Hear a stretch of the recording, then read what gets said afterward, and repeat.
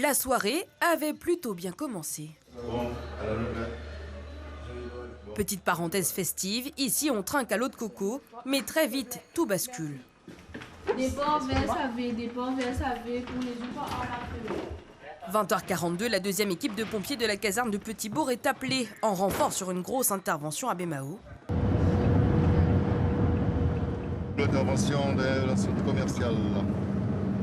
Où exactement? En moins de 10 minutes, ils arrivent à la résidence Mérosier-Narbal.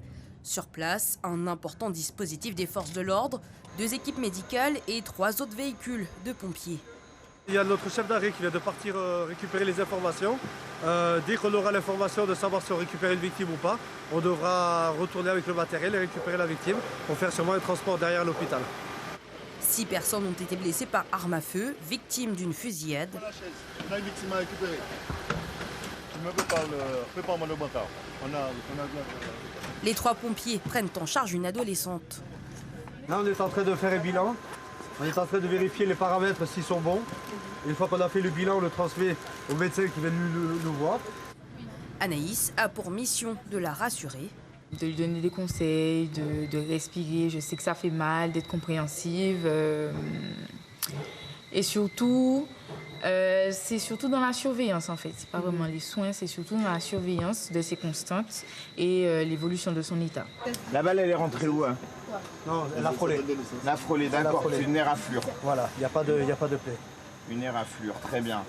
Ok. Et les constantes étaient bien? On est en train de prendre. Ouais, Tu peux me passer du sérum physiologique, s'il te plaît? Ok, pas de trauma. Une fois le top départ donné, les 5 blessés sont acheminés au CHU. 22h, les équipes rentrent à la caserne. La première était en intervention depuis 19h30 à Pointe-à-Pitre, où un jeune blessé par arme à feu est décédé. Par la suite, ces pompiers ont été dépêchés sur la fusillade. Qu'est-ce que vous avez fait alors? On a commencé la RCP sur la victime qui était à l'ICM. Ouais. Et ensuite, décédé. Hein. Décédé? Voilà. C'était tendu parce que lorsqu'on est arrivé, il n'y avait pas encore les forces de l'ordre. Donc la famille, les proches nous ont mis un peu la pression. Là, il fallait rester professionnel et calme.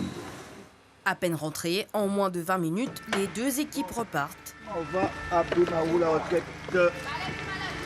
Un réveillon mouvementé pour ces hommes et ces femmes qui, derrière leurs uniformes, demeurent des êtres humains. C'est des coutumes que nous mangeons ensemble.